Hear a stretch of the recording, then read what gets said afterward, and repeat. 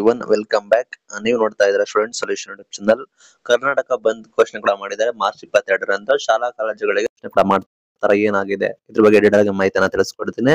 ಚಾನಲ್ಗೆ ಸಬ್ಸ್ಕ್ರೈಬ್ ಆಗಿ ವಿಡಿಯೋ ಇಷ್ಟ ಆದ್ರೆ ಲೈಕ್ ಮಾಡಿ. ಮಾರ್ಚ್ 22ರಂದು ಬೆಳಗ್ಗೆ 6ರಿಂದ ಸಂಜೆ 6 ಗಂಟೆವರೆಗೂ ಕರ್ನಾಟಕ ಬಂದ್ಗೆ ಕರೆ ಕೂಡ ನೀಡಿದ್ದಾರೆ. ಮರಡಿ ಪುಂಡರ ಅವಳಿಗೆ ಕಡಿವಾಣ ಹಾಕೋಸ್ಕರ ಎಂಎಸ್ಐ ಸಂಘಟನೆ ನಿಷೇಧ ಮಾಡೋಕ್ಕೋಸ್ಕರ ಹಾಗೂ ಗ್ರೇಟರ್ ಬೆಂಗಳೂರು ಆಡಳಿತ ಮಸೂದೆ ಬಂದ್ಬಿಟ್ಟು ಕೈ ಬಿಡಬೇಕು ಅಂತ ಹೇಳಿ ಆಗ್ರಹ ಕೂಡ ಮಾಡಿದ್ದಾರೆ. ಈ ಬಂದ್ಗೆ ಕೆಲವು ಸಂಘಟನೆಗಳು ಕೂಡ ನೈತಿಕವಾಗಿ ಬೆಂಬಲ ಕೊಟ್ಟಿದ್ದಾರೆ. ಕೆಲ ಸಂಘಟನೆಗಳು ಶಾಲಾ ಕಾಲೇಜುಗಳ ಆರಂಭಕ್ಕೆ ಗೊಂದಲ ಆಗಿದೆ. ವಿಶೇಷವಾಗಿ SSLC ಹಾಗೂ ಇತರ ಪರೀಕ್ಷೆಗಳು ನಡೀತಾ ಇದಾವೆ. ಈ ಹಿನ್ನೆಲೆಯಲ್ಲಿ ಪೋಷಕರಿಗೆ ಅದೇ ರೀತಿ ವಿದ್ಯಾರ್ಥಿಗಳಿಗೆ ಹೆಚ್ಚಿನ ಆತಂಕ ಕೂಡ ಆಗಿದೆ.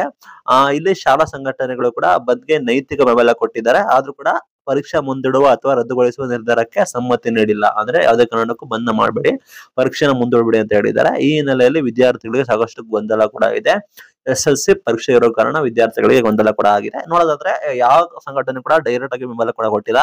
KSRTC ಅವರು ಕೂಡ ಡೌಟ್ ಅಂತ ಇದ್ದಾರೆ, ನೈತಿಕವಾಗಿ ಬೆಂಬಲ ಕೊಡ್ತಾ ಇದೀವಿ ಅಂತ ಹೇಳ್ತಾ ಇದ್ದಾರೆ. ಇನ್ನ ಓಲಾ ಕ್ಯಾಬ್ ಅದೇ ರೀತಿ ಆಟೋದವರು ಕೂಡ ಬೆಂಬಲ ಕೊಡ್ತೀವಿ ಅಂತ ಹೇಳ್ತಾ ಇದ್ದಾರೆ. ನಿಮಗೆ ನಾಳೆ ಸಂಜೆ ಒಳಗೆ ಗೊತ್ತಾಗುತ್ತೆ ನಿಮ್ಗೆ ಏನಾಗುತ್ತೆ ಅಂತ, ಎಲ್ಲರೂ ಕೂಡ ಬೆಂಬಲ ಕೊಡ್ತಾರಾ ಇಲ್ವಾ ಅಂತ. ಸದ್ಯದ ಮಾಹಿತಿ ಪ್ರಕಾರ SSLC ಪರೀಕ್ಷೆ ಕೂಡ ಇದೆ, ವಿದ್ಯಾರ್ಥಿಗಳಿಗೆ ತೊಂದರೆ ಆಗುತ್ತೆ. ಆ ನಿಟ್ಟಿನಲ್ಲಿ ರಜಾ ಕೊಡೋದಕ್ಕೆ ಡೌಟ್ ಅಂತ ನಾನು ಇಷ್ಟಪಡ್ತೀನಿ.